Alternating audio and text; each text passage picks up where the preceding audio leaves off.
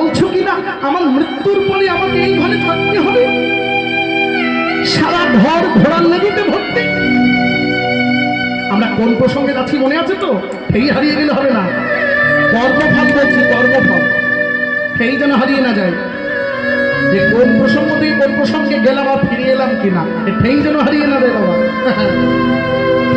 সেই ছুটে গেলে কিছু ভালো লাগবে। লক্ষ্য করুন, কর্মফলের কথা বলছি। নিয়তি, এই ঘোড়ার লেদি পূর্ণ ঘরে আমায় থাকতে হবে? আমি রাজা মানুষ, নরম বিছানায় শয়ন করি, গোলাপ জলে স্নান করি, 14 লেজ্জপেও ভোজন করি, আর তুমি আমায় মৃত্যুর পরেই ঘোড়ার লেদি পূর্ণ ঘরে এনে রাখবে? নিয়তি ডেকে বলছে, মহারাজ এটাই আপনার কর্মফল। শুধু এই ঘরে এনে আপনাকে রাখবো তা নয়, মৃত্যুর পরে এই ঘরে থাকবেন তো বটেই, তার সঙ্গে যখন খিদে পাবে, মৃত্যুর পরে যখন খিদে পাবে, এই ঘরে থেকে এই ঘোড়ার লেদিগুলো খেতে হবে। সে কথা না কি গো, সর্বনাশী কথা না? বলে থাকা যায়, খাওয়া যায়, ঘোড়ার লেদি করে মানুষে খেতে পারে? রাজা জিজ্ঞাসা করে, নিয়তি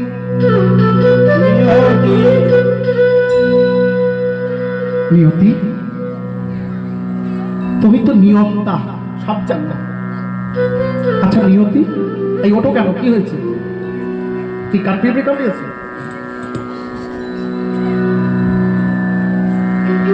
নিয়তি তুমি তো সব জানো, ঘরে বাইরেও তো পেতে পারে, বললেই হবে না বাবা।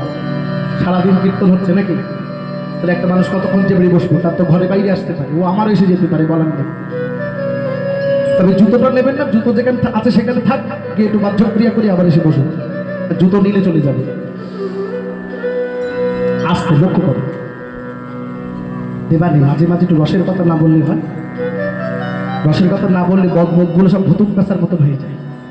এখানে দাঁড়ালে দেখা যায়, এর মাঝে মাঝে একটু রস দিয়ে জায়গায় নিতে হয়ে যায়। শোনো, কীর্তন শোনো। নিয়তি, আমি একজন রাজা, আমার মৃত্যুর পরে তুমি এই ঘরে এনে আমায় রাখবে, আর খিদে পেলে এই ঘোড়ার লেদিগুলো আমায় খেতে হবে? তুমি তো সব জানো নিয়তি, আমার কপালে এমন কেন ঘটনা ঘটেছে একটু বলতে তো? লক্ষ্য করো, এমন ঘটনা আমার কপালে কেন একটু বলতে পারো? নিয়তি ডেকে বলছে, মহারাজ আপনার কপালে এমন নিয়তি কেন জানেন? আপনি ভুলে গেছেন, আপনি ভুলে গেছেন সেই দিনটার কথা মনে করে দেখুন। কোন দিন? কোন একদিন দুপুর বেলা, কোন একদিন দুপুর বেলায় আপনি ভোজনে বসেছিলেন, ভোজনে বসেছিলেন।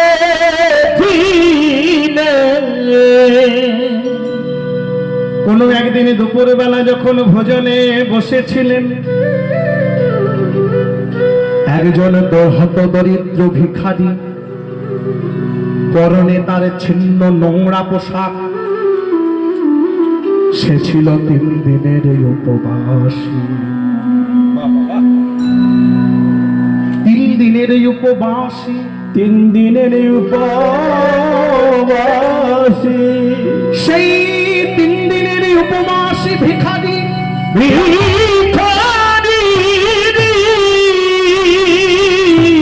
ক্ষুধার জ্বালা সইতে না পেরে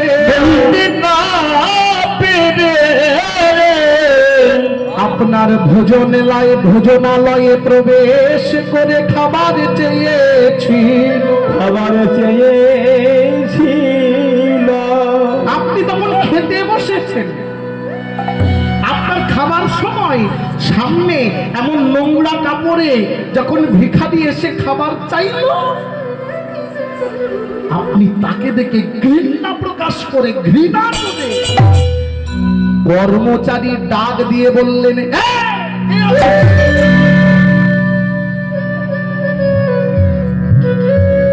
কে আছিস? যা, এই ভিখারিটাকে গলা ধরে আমার ঘর থেকে বার করে দে।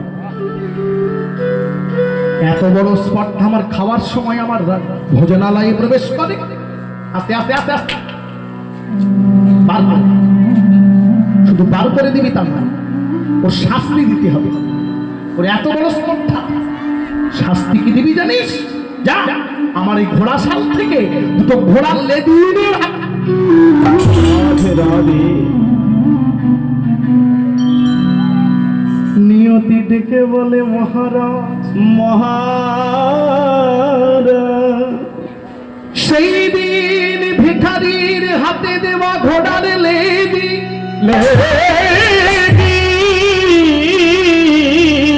সেই ঘোড়ার লেদির কর্ম ফলে আজ এক ঘর ঘোড়ার লেদি হয়ে হয়ে গেছে।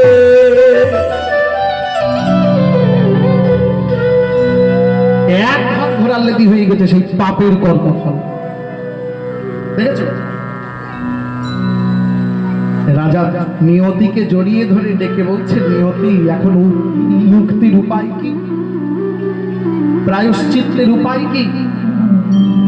নিয়তি ডেকে বলছে, মহারাজ, একটা মাত্র উপায় আছে। এক, দুটো না, এক। কি উপায়? রাজ্যে ফিরে গিয়ে যত সম্পত্তি করেছেন সব গরিবের, একদিন গরিবের হাতে দুটো অন্ন দেননি, আর যত সম্পত্তি করেছেন সব গরিবের মধ্যে বিতরণ করে দিয়ে এক কাপড়ে বাকি জনমটা কৃষ্ণ ভজন করে কাটিয়ে বাকি জনমেটা গোবিন্দ ভজনে কাটিয়ে দিন। যদি বাকি জন্মে কৃষ্ণ ভজন করিতে পারেন তবে মুক্তি হলেও হতে পারে, হলেও হতে পারে। রাজা তাই করলো। নিয়তি যা যা বলে দিয়েছে রাজা তাই করেছে। রাজার মৃত্যুর পরে নিয়তি, এই যে লক্ষ্য করো, এই জায়গাটা লক্ষ্য করো, রাজার মৃত্যুর পরে সেই ঘরে নিয়তি তাকে এনেছে। সেই ঘরে যখন এনেছে, রাজা তাকিয়ে দেখছে সেই এক ঘর ঘোড়ার লেদি আর নাই। হ্যাঁ, সেই এক ঘর ঘোড়ার লেদি আর নাই, ঘরের কোনায় দুটো ঘোড়ার লেদি পড়ে গেছে। রাধে রাধে। দেখেছো? ঘরের কোনায় দুটো ঘোড়ার লেদি পড়ে আছে। নিয়তি রাজা ডেকে বলছে, নিয়তি, তুমি আমাকে যা যা বলেছো আমি তাই তাই করেছি। সমস্ত ধনৈশ্বর্য গরিবের মধ্যে দান করে দিয়ে এক কাপড়ে জনমটা কৃষ্ণ বলে কেঁদে কেঁদে কাটিয়ে দিয়েছে। হৃদয় গৌরী সুদনাদি গোবিন্দি গৌর হরিবল হরিবল হরিবল। তাহলে বলো বলো নিয়তি, আমার এখনো কেন দুটো ঘোড়ার লেদি পড়ে আছে?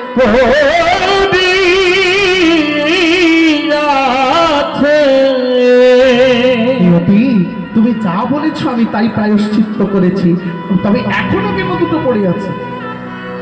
নিয়তি ডেকে বলছে, মহারাজ, ওই দুটো কর্ম ভালো হবে, ও হবে, ওই দুটো আর এড়ানো যাবে না। ও দুটো আপনার ওই পাপ, যে দুটো তুলে দিয়েছিলেন ওই ভিখারির হাতে, সেই দুটো পড়ে আছে, ও দুটো আপনাকে খেতেই হবে। কিন্তু পাপের কর্মফলে ওই এক ঘর হয়েছিল, সেটা কৃষ্ণ ভজন করাতে আর নাই, কমে গেছে।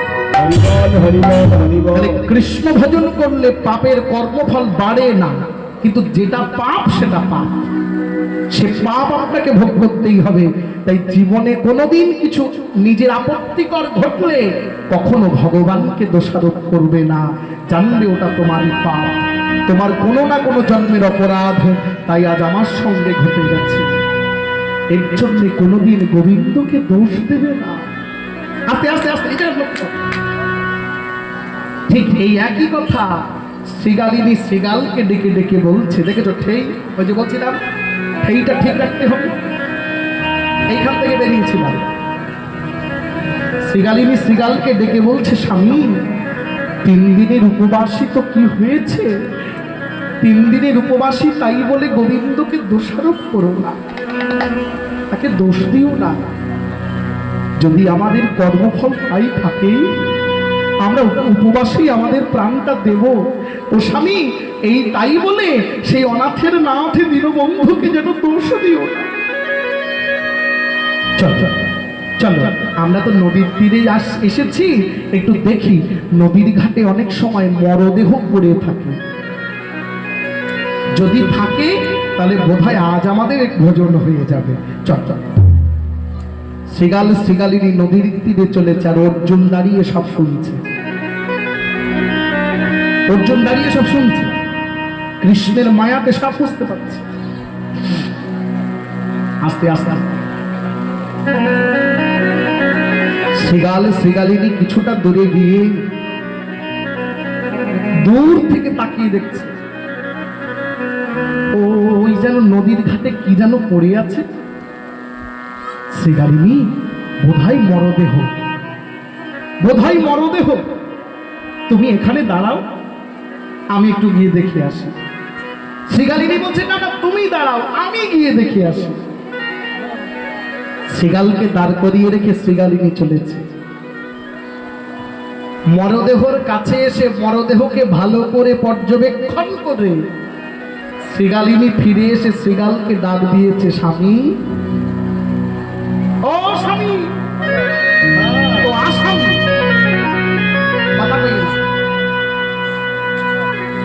স্বামী, মাধবের বোধহয় এখনো ইচ্ছা হয়নি, সেই দীনবন্ধু নাথের এখনো ইচ্ছা হয়নি আমরা সেবা করব, তার যখন ইচ্ছা হয়নি আমরা করব না, চলো চলে যাই। শ্রীগাল চমকে উঠে বলছে, কি বলছো?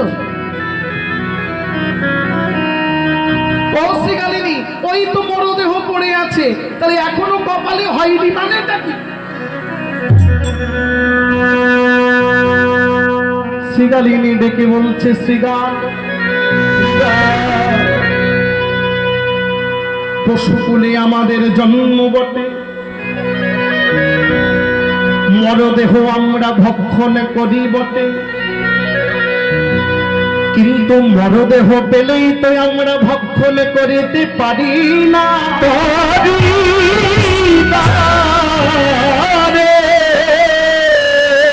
মরদেহ খাই বটে, কিন্তু মরদেহ পেলেই খাই না, পেলেও খাই না।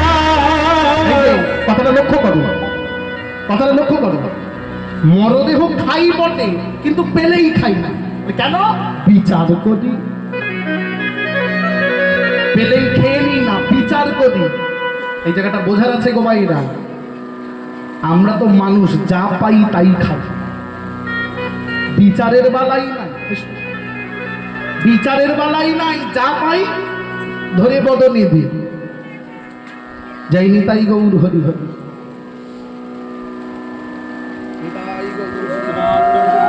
জয় গৌর সীতানাথ প্রণামে গৌর হরিবল হরিবল হরিবল।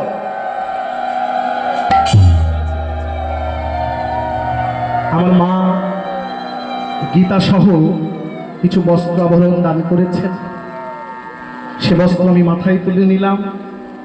এই বস্ত্র আমার প্রাণ গোবিন্দের চরণে পৌঁছে যাবে। আমার বাড়িতে গিরিধারী আছেন, নিত্য তার সেবা হয়, সেই গিরিধারীর চরণে সেবা পৌঁছে যাবে।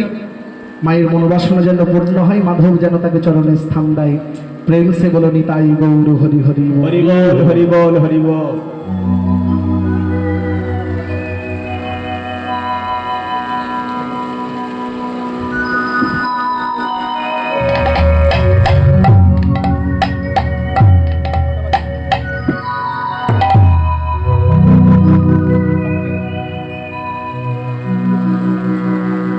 জয় তাই গৌর হরি বল।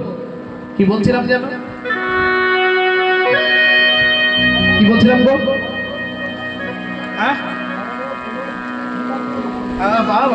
আপনি ভেবেছেন আমি ভুলে গেছি। আমি দেখছি আপনাদের মনে আছে কিনা, আপনারা শুনছেন কি?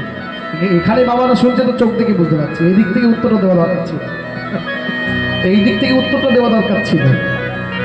চোখ দেখলে বোঝা যায় কারা কীর্তন শুনছে, চোখ, কারণ চোখ হচ্ছে মনের আয়না। আর এইখানটাতে দাঁড়ালে সবার দিকে দেখা যায় কে কি করছে, কি না করছে, কে কীর্তন শুনছে, কে পাশের দিদিকে খোঁচাচ্ছে, এই দিদি তো নাতি কেমন আছে বল করতো। এখানে দাঁড়ালে সব দেখা যায়। হ্যাঁ, যাইনি তাই। যে প্রসঙ্গে ছিলাম, একটা পশু বিচার করছে, মরদেহ পেলেই খাই না, বিচার করে তবে খাই। মানুষও করে না। মানুষের কি বলে, ধরে বাবা বাঁচবো কদিন, যা পাই তাই খাই, কদিন বাঁচবো, মরে গেলি আর মানুষ হবো কি না হবো দেখতে যাবো, পেয়েছি জম্বের খাওয়া খাবো। বলবো না, ভালো লাগে না। ওই কপি এসে পড়ে যাবে, কপি পড়ে না, কপি বোঝেন, কপি এসে যায়। এক বাঙালি কাঠ চেরাই করছে, কুঠা দিয়ে কাঠ চেরাই করছে। এখন কুঠা দিয়ে কাঠ চেরাই করলে মাঝে মাঝে হ্যাক্কা আসে, জানেন তো? জানেন না? এরা কথাও বলে না। কুঠা দিয়ে কাঠ চেরাই করতে গেলে মাঝে মাঝে হ্যাক্কা আসে না? আসে কিনা? হ্যাক্কা আসে না? হ্যাঁ, আসে আসে। দেখ সাহেব এসে দাঁড়িয়ে জিজ্ঞাসা করছে, ও বাঙালি, হোয়াট ইজ হ্যাক্কা? এক সাহেব বাঙালিকে জিজ্ঞাসা করছে, ও বাঙালি, হোয়াট ইজ হ্যাক্কা? ওই যে হ্যাক্কা করেছে। বাঙালি বলছে, ও রে সাহেব, হোয়াট ইজ হ্যাক্কা? তোর গোলামের পরে মারবো টেক্কা। রাধে রাধে। মানে আপসে এসে যায়, আপসে। বাঙালি তো তার ইংরেজি বলতে পারে না, বাঙালি বলছে আপসে এসে যায়। মানে আপসে তো বাংলা একটু একটু বোঝে, বাঙালি একটু বাংলা বোঝে, এই সাহেব একটু বাংলা বোঝে। তা সাহেব বলছে, আমার কাছে দাও, আমি দেখি হেক্কা আসে কিনা। তাই না? রাধে রাধে। তো 3-4 কোপ দেওয়ার পরে সাহেবও কয়, বাঙালি কয়, ও সাহেব, হোয়াট ইজ হেক্কা? বলে আপসে এসে যায়। রাধে। আমার যা বলতে ইচ্ছা না করে ওই আপসে চলে আসে, বললে বিপদ হয়ে যাবে। এখন থাক, বলবো না, যার যা ইচ্ছা সেটাই খেয়ে বেড়াকে যাক। হ্যাঁ, অনেকে বলে ভগবান কি বলেছে নিরামিষ খেতে হবে, কোন শাস্ত্রে লেখা আছে? চোখে আঙুল দিয়ে দেখিয়ে দেবো কোন শাস্ত্রে লেখা আছে। বেশি দূর যেতে হবে না, গীতা মানেন তো সাক্ষাৎ কৃষ্ণের মুখনিসৃত বাণী গীতা, পড়ুন গীতার পাতা। নিরামিষ বলে লেখার দরকার নেই, কোন খাবারে কোন গুণ পরিষ্কার করে বলে দিয়েছে ভগবান শ্রীকৃষ্ণ। এর চেয়ে ভালো করে বলার আমার কোনো দরকার নাই। নানা জনি ভ্রমণ করে, পদার্থ ভক্ষণ করে, তখন যায় অধপাতে। সপ্তগুণ, রজগুণ, তমগুণ, কোন খাবার খেলে কোন গুণ উদ্দীপন হয়। কি বাবা ভুল বলছি? গীতার মধ্যে সব বলা রয়েছে, আমার বেশি বলার দরকার নাই। গীতা পড়বেন, কোন খাবার খেতে বলেছে আর কোন খাবার খেতে বারণ করেছে সব লেখা রয়েছে। এরপরেও মানুষ যদি বলে কোন শাস্ত্রে লেখা আছে, আমার আর কিছু বলার নেই ভাই, তোমার তা তুমি খেয়েই করো, বুঝো, আমার যতবার খাও। তাহলে পশু বলে জন্ম নিয়ে সিগাল, সিগালিনী, সিগালিনী সিগালকে ডেকে বলছে, স্বামী আমরা পশু, মরদেহ খাই, তবে মরদেহ পেলেই খাই, বিচার করে খাই। বলে বিচার করবো কি? পড়ে আছে মরদেহ, দেখে এলাম, ওই দেহ আমাদের খাবারে উপযুক্ত নাই, উপযুক্ত নাই। সিগাল বলছে, সিগালিনী 3 দিনের অনাহারি, পেটে খিদে জ্বলে যাচ্ছে, আর তুমি বলছো উপযুক্ত নয়, কেন? মরদেহ কি হয়েছে? বলে এসো দেখবে, এসো দেখবে, এসো। অর্জুন সব শুনছে, সব দেখছে। শ্রীগালিনী শ্রীগালকে ডেকে নিয়ে, শ্রীগালিনী শ্রীগালকে ডেকে নিয়ে নদীর ঘাটে গিয়ে মরদেহর পানে অঙ্গীকার করে দেখালো, দেখো স্বামী মরদেহ, মরদেহ আমি প্রথমে পানে ঘাম নিলাম, ঘাড়ে নিলাম, মরদেহর ললাটে প্রাণে ঘাম নিয়ে বুঝে নিলাম, এই মরদেহ জীবনে কোনোদিন ললাটে তিলক সেবা করে নাই। হরি হরি সেবা তবে তাই ললাট সেবা করব না, ললাট সেবা করব না বলে মরদেহর দুটি নয়ন পানে ঘাম নিলাম। নয়নে মাঝে ঘাম নিয়ে কি বুঝলাম জানো, নয়নে দুটো ঘাম নিয়ে বুঝে নিলাম, এই মরদেহ হা কৃষ্ণ বলে কোনদিন দুই নয়নে অশ্রু বরিশন করে না, অশ্রু বরিশন করে না। তাই নয়নে সেবা করব না, করব না। ঘাম নিলাম মরদেহর বদনে মাঝে, বদনে মাঝে ঘাম নিয়ে বুঝলাম এই মরদেহ কোনদিন বদনে হরি বল হরি বল হরি বল বলে না, হরি বলে হরি বলে হরি বলে বলে না। তাই মরদেহর বদনে ভক্ষণ করব না, করব না। আসলামে তার কণ্ঠ মাঝে, কণ্ঠে ঘাম নিয়ে দেখলাম কণ্ঠে কোনদিন তুলসীর মালা ধারণ করে না, হরি এলাম তার বক্ষ মাঝে ঘ্রাণ নিয়ে বুঝে নিলাম এই বক্ষে কোনদিন কৃষ্ণ ভালোবাসা জন্মে নাই। এলাম তার বাহু পদে দুটি করে ঘ্রাণ নিয়ে বুঝে নিলাম এই করে কোনদিন সাধুগুরু বৈষ্ণবের চরণে ধরে নাই। এলাম তার চরণে মাঝে চরণে ঘ্রাণ নিয়ে বুঝে নিলাম এই চরণে কোনদিন হরিবাসরে যাই নাই। নিতাই গৌর। তাই এই দেহ আমাদের সেবা করা যাবে না, আস্তে আস্তে আস্তে, এই দেহ আমাদের সেবা করা যাবে না, চলো ফিরে যাই। এইবার লক্ষ্য করো, এইবার লক্ষ্য করো, এই বলতে বলতে যেমনি শ্রীগালার শ্রীগালিনী ফিরে যাচ্ছে, আস্তে আস্তে আস্তে, শ্রীগালার শ্রীগালিনী যেমনি ফিরে যাচ্ছে অর্জুন সামনে এসে দাঁড়িয়েছে। এতক্ষণ অর্জুন গাছের আড়ালে লুকিয়ে সব শুনছিল, কথা নয় কথা নয়। অর্জুন ছুটে এসে শ্রীগালিনীর সামনে পথ আগলে দাঁড়িয়েছে। পথটা আগলে দাঁড়িয়ে শ্রীগালার শ্রীগালিনীকে অর্জুন ধমক দিয়েছে, হ্যাঁ মূর্খ শেয়াল, মূর্খ শেয়াল, 3 দিনের উপবাসী হয়ে মরদেহ পেয়ে না খেয়ে চলে যাচ্ছিস, তোদের মতো বোকা শেয়াল আর জগতে আছে? অর্জুনকে দেখে শ্রীগালিনী প্রণাম করেছে। শ্রীগালিনী অর্জুনকে প্রণাম করে ডেকে বলছে, বাবা ঠাকুর,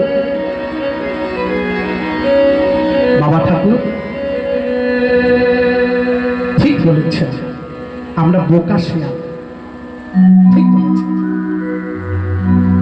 3 দিনের উপবাসী হয়ে মরদেহ পেয়ে না খেয়ে চলে যাচ্ছে, আমরা সত্যি বোকা।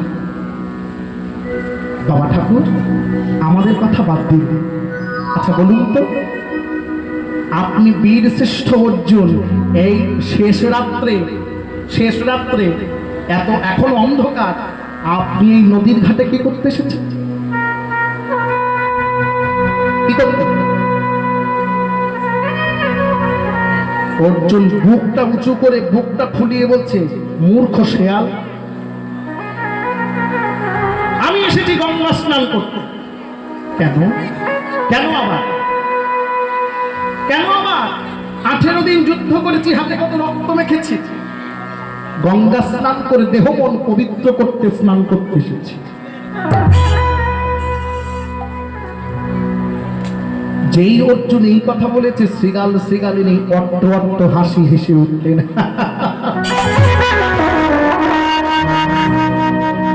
বাবা ঠাকুর, আমরা 3 দিনের উপবাসী মরা ফেলে চলে যাচ্ছি বলে আমাদের বোকা বললেন। আমরা শিয়াল শৃগাল শৃগালিনী বিচার করে আপনার কথা শুনে বুঝলাম আমরা বনের পশু শেয়াল আমরা বোকা, কিন্তু আপনি বীরশ্রেষ্ঠ অর্জুন আমাদের চাইতে বেশি বড় বোকা। বলো দেখি, এমন বীরশ্রেষ্ঠ অর্জুনকে যদি কেউ বোকা বলে, তাও বা শেয়ালে যদি বোকা বলে, তাহলে তার অভিমানটা কোথায় থাকে? অভিমানটা কোথায় থাকে? এইদিকে তাকা। বাস্তব অর্জুন ক্রোধে ক্রোধান্বিত হয়ে বললেন, তোদের এত বড় স্পর্ধা, আমাকে তোরা বোকা বললি? এই বোকামি নামায় কি দেখলি? বোকামি কি দেখলি? শৃগাল শৃগালিনী দেখে বলছে, অর্জুন বাবা ঠাকুর, 18 দিনের কুরুক্ষেত্রের যুদ্ধে হাতে রক্ত মেখেছেন, তাই এসেছেন গঙ্গা স্নান করতে। বাবা ঠাকুর গঙ্গা স্নান করতে এলেন বটে, কিন্তু একবার বিচার করে দেখলেন না এই গভীর রাত্রিতে যে গঙ্গাতে স্নান করে পবিত্র হতে এলেন, সেই গঙ্গাকে যিনি জন্ম দিল, সেই গঙ্গা যার থেকে উৎপত্তি হলো, সেই গঙ্গা যার চরণ তলে জন্ম নিল, সেই সাক্ষাৎ শ্রীহরি আপনার রথেই বসে আছে। বলে নিতাই গৌর। তাহলে সাক্ষাৎ কৃষ্ণের চরণে গঙ্গার জন্ম। এই জন্যে শঙ্করাচার্য হরি গঙ্গা স্তোত্রমে লিখে গেছেন, হরি তু গঙ্গে তু হরি পাদ পদ্ম তরঙ্গে। শঙ্করাচার্য বলেছেন, হে গঙ্গে তু হরি পাদ পদ্ম তরঙ্গিনী। পাদ পদ্ম তরঙ্গিনী মানে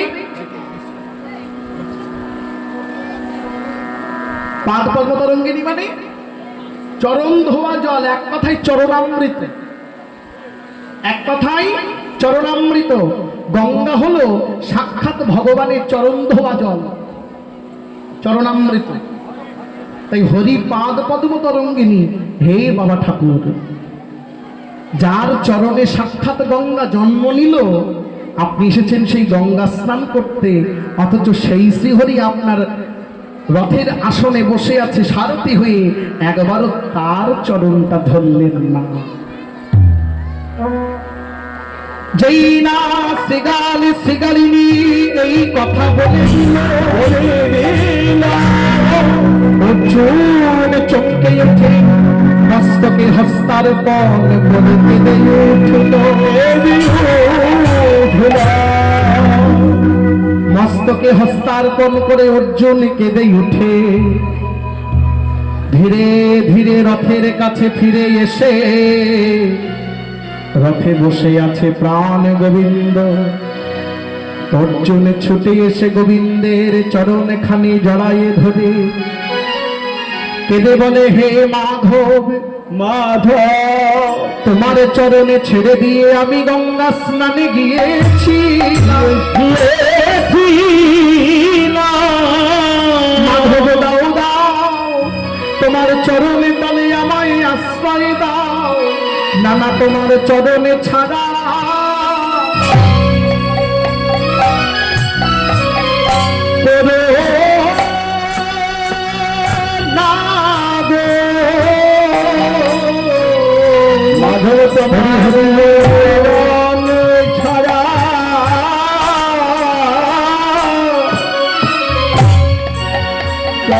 ছাড়া চরণ ছাড়া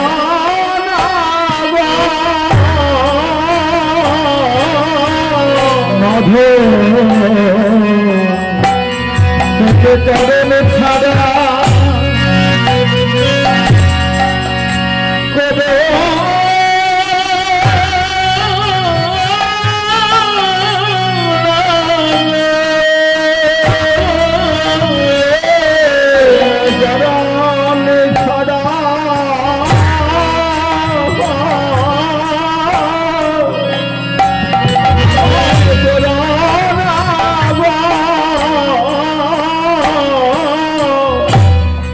বলি রেখো রেখো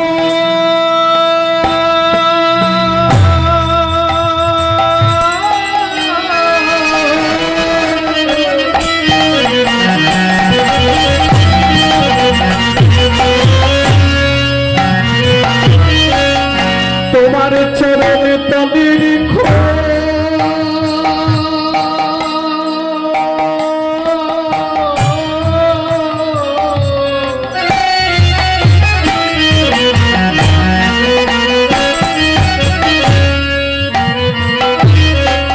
নানা চরণ ছাড়া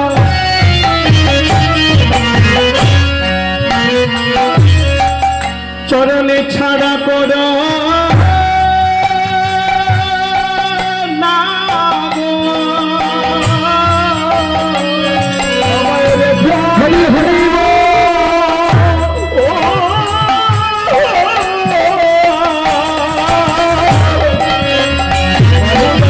চরণে রেখো চরণে ছাড়া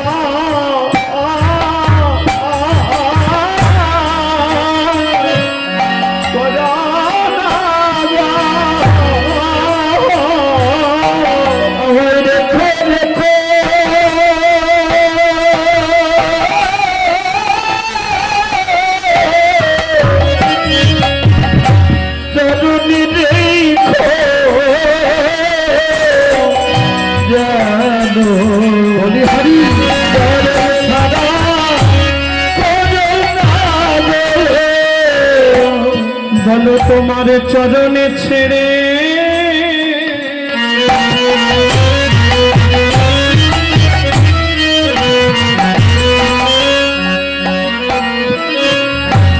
আমি কোথাও যাব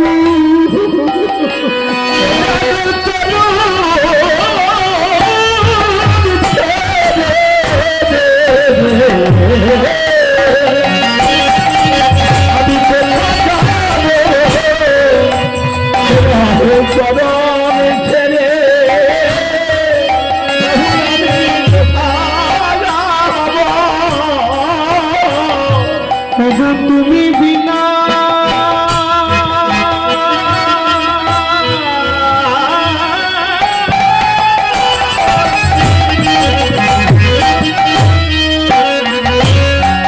আমার কোথায় আছে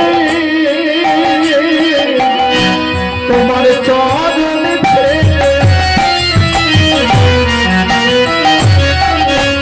আমি কোথায় যাব তুমি বিজয় আমার জীবন আছে তোমার চরণ ছেড়ে তুমি বিজয় আমার কেবল আছে যেন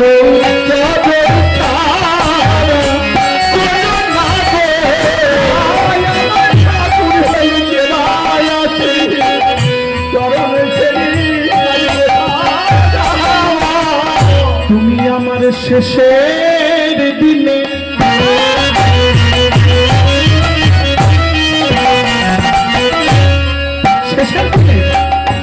তাদের বন্ধ শেষের দিনে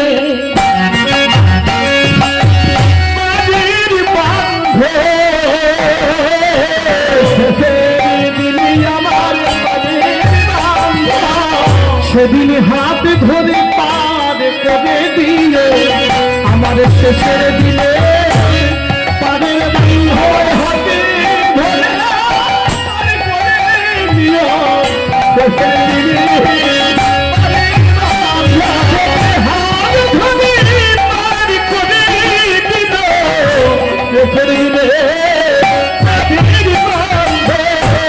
আমার হাত ধরে করে দিও বলি তুমি বিনায় আমার কেবায় তুমি বিনায় আমার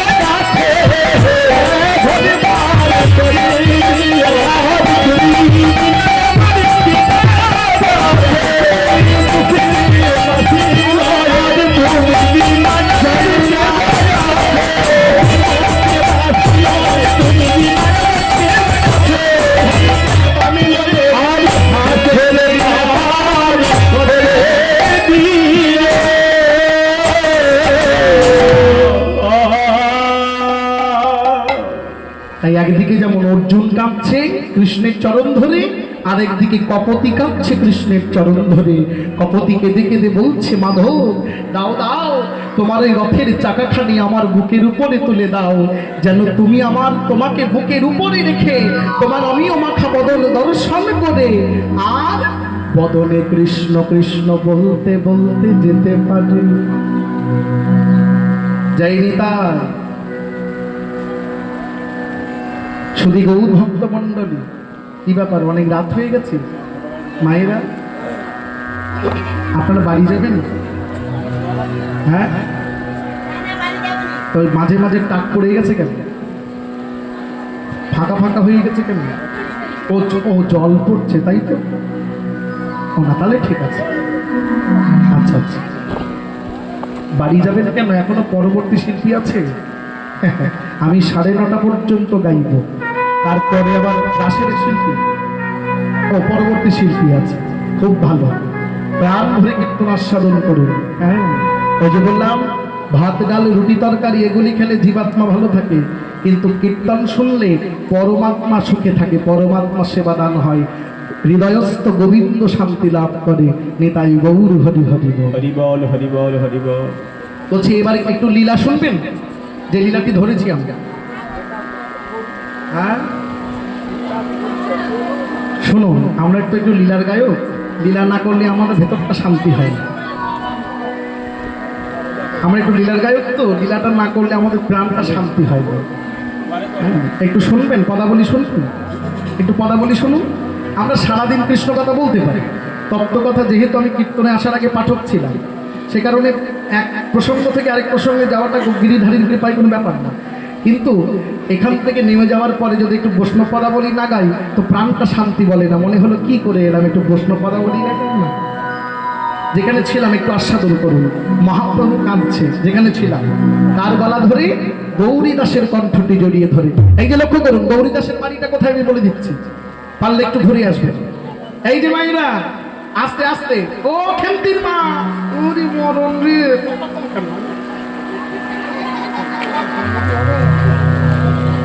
মরিয়েছে। আগেকার দিনে এইসব নাম ধরে লোকে ডাকতো না, কিন্তু এই যে সত্যি কথা, আগেকার দিনে রাগ করবেন না, দোহাই ধরবেন করি না যেন রাগ করবেন না।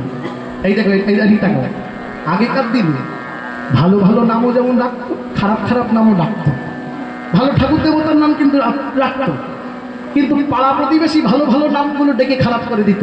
ভালো নাম একটা রেখেছে বাবা পঞ্চানন, পাড়ার লোকে ডাকে পাঁচশো পাঁচশো পাঁচশো পাঁচশো, এটা ডাকে না।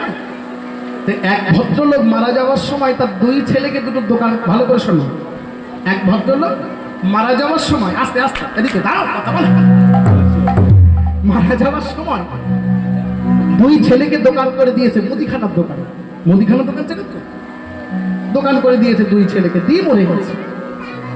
এখন বড় ছেলেও বিয়ে করেছে, ছোট ছেলেও বিয়ে করেছে। বড় ছেলের বউয়ের নাম হচ্ছে কালিয়া, কি নাম? কালী। আর ছোট ছেলের বউয়ের নাম কি তা জানো? হ্যাঁ? দুর্গা। না, দুর্গা তো ভালো না। ছোট ছেলের বউয়ের নাম হচ্ছে ফেদি। ফেদি ফেদি ফেদি, ভয়ে কাজ দয় হচ্ছে ফেদি ফেদি ফেদি। এই আগেকার দিনে এইসব নাম রাখতো, হেসো না। এখন 2 ভাইয়ের মুদিখানার দোকান, বাবা মুদিখানার দোকান করে দিয়ে মরে গেছে। কারণ বড় ভাইয়ের দোকানটা খুব ভালো চলে, খুব ভালো ব্যবসা, একেবারে খরিদ্দার সবসময় গিজ গিজ করে, মাল দিয়ে পারে না খরিদ্দারকে। আর ছোট ভাই বসে বসে মাছি মারে, কেউ যায় না তার ধারে, কেউ যায় না। তা ছোট ভাই মনে মনে চিন্তা করে, বড়দার দোকানে এত ভিড় হয় কেন রে বাবা, পাশাপাশি 2 দোকান, আমার দোকানেও তো কেউ আসতে পারে, তা কেউ আমার দোকানে আসে না, সব যায় বড়দার দোকানে। নির্ঘাত বড়দা ওই তাবিজ মন্ত্র কবচ কিছু একটা করে, তাবিজ মন্ত্রতন্ত্র, তাবিজ কবচ, কালা জাদু চেনো না? কালা জাদু, ওই কালা জাদু করে। ওই জন্যে বড়দার দোকানে এত ভালো ব্যবসা হয়, আমি বসে মাছি মারি। ছোট ভাই মনে মনে চিন্তা করে, আজকে বড়দারে লক্ষ্য করবো, বড়দা সারাদিন কি মন্ত্র জপ করে যাতে করে এত ভালো ব্যবসা করে। তো এইবার ছোট ভাই এই মনে চিন্তা করে সকাল থেকে বর্দার উপর নজর রেখেছে, বর্দা কি করে দেখি তো। দেখি বর্দা, এই কথা বলো না, এদিকে তাকাও। বর্দা সকালবেলা ঘুমের থেকে উঠে ওই বাহ্যক্রিয়া শেষ, বাহ্যক্রিয়া ছিলেন তো, বাহ্যক্রিয়া বোঝো না, পায়খানা পায়খানা, বাহ্যক্রিয়া সেরে পয় পরিষ্কার হয়ে স্নানাদি করে দোকানে যায়। দোকানে এবার দোকানে যাওয়ার সময় ওই দরজার চৌকাঠে দাঁড়িয়ে প্রণাম করে। চৌকাঠে অনেকে দেখবেন গাড়ি, যে গাড়ি চালায় সে গাড়ি নিয়ে বেরোনোর সময় ভগবানকে ডাকে, যে ব্যবসা করে সে দোকান খোলার সময় ভগবানকে ডাকে, যে চাকরি করে সে ঘর থেকে বেরোনোর সময় ভগবানকে ডেকে বেরোয়। এই সত্যি কথা না? তা বড়টা ওই দোকানে যাওয়ার সময় দরজার চৌকাঠে দাঁড়িয়ে প্রণাম করছে আর বিড় বিড় করে কি যেন বলছে। ছোট ভাই কান পেতে শুনছে বড়টা কি মন্ত্র জপ করে, এত ভালো ব্যবসা হয়। তা কান পেতে শুনে দেখছে বড়টা ওই চৌকাঠে প্রণাম করছে আর বিড় বিড় করে কি বলছে, কি বলছে কান পেতে ভালো করে শুনছে ছোট ভাই। শুনিয়ে দেখে কি, ও রে কপাল রে, বড়টার চৌকাঠে প্রণাম করছে আর বলছে, এই কালী কুলাও কালী কুলাও কালী কুলাও কালী কুলাও কালী কুলাও কালী কুলাও কালী কুলাও কালী কুলাও কালী কুলাও কালী কুলাও কালী কুলাও কালী কুলাও কালী কুলাও। কি বলছে? কালী কুলাও, কালী কুলাও, কুলাও, মানে মা কালীকে স্মরণ করে। ছোট ভাই শুনে মনে চিন্তা করে বড়টা বলেটা কি, কালী কুলাও, কালী কুলাও। এই কালী তো আমার বড় বৌদির নাম। কি সত্যি কথা না? কালী তোমার বড় বৌদির, বড় বৌদির নাম। তার মানে বড়টা ওই বড় বৌদির নাম করে দোকানে যাই, তাই এত ভালো ব্যবসা, এত ব্যবসা ভালো, এত ভালো কালা জাদু তো আমি আগে জানতাম না। বউয়ের নাম করে ঘর থেকে বেরোলে ভালো ব্যবসা। আরে বড়টার ঘরে কি একা বউ আছে? আমার ঘরে বউ নাই, আমিও কালকে থেকে বউয়ের নাম করে দোকানে যাব। পরের দিন ছোট ভাইও কায়দা শুরু করেছে। বড়টা হঠাৎ থমকে দাঁড়িয়ে দেখছে ভাই করে কি, আমায় দেখিয়ে দেখি। আর ছোট ভাই বড়দাকে দেখিয়ে দেখিয়ে বড়দার মতন করে দরজায় প্রণাম করা শুরু করেছে। এখন বড়দা প্রণাম করে বলে কালী কুলাও, বউয়ের নাম কালী, ও বলে কালী কুলাও। আর ছোট ভাই বড়দারে দেখিয়ে দেখিয়ে ওর বউয়ের নাম ধরে বলা শুরু করেছে। ওর বউয়ের নাম তো ফেদি, ওর বউয়ের নাম তো ফেদি। বড়দা বউয়ের নাম কালী, বড়দা বলে কালী কুলাও। আর ও বড়দাকে শুনিয়ে শুনিয়ে দরজার চৌকাঠে প্রণাম করছে আর বলছে, এই ফেদি ফেদাও, ফেদি ফেদাও, ফেদি ফেদাও, ফেদি ফেদাও, ফেদি ফেদাও। রাধে রাধে। বড়দা শুনতে পেয়ে ধমক দিয়েছে, বলিস কি ফেদি ফেদাও, এ আবার কেমন কথা? ছোট ভাই বলছে, ও তুমি বউয়ের নাম করে বাজারে গিয়ে ভালো ব্যবসা করতে পারো, আমি পারি না। আমি পারি না, আমার ঘরে বউ নেই, আমি আমার বউয়ের নাম করে দোকানে যাব তোমার থেকে, তুমি তোমার কাছে যাবে। হ্যাঁ, তা আগেকার দিনে এইসব নাম ধরে মানুষ ডাকতো। এই দাঁড়াও, কথা কইও না, মাঝে মাঝে এরকম চুটকি চাটার রসের কথা দেবো, রস আছে, দাঁড়াও চলে যেও না, একটু লীলাটা গাই, নাই মনে শান্তি বলবে না, কুটুর কুটুর করবে, দাঁড়াও একটু লীলা গেয়ে দিই, যা শুনলে জীবের মঙ্গল হয়।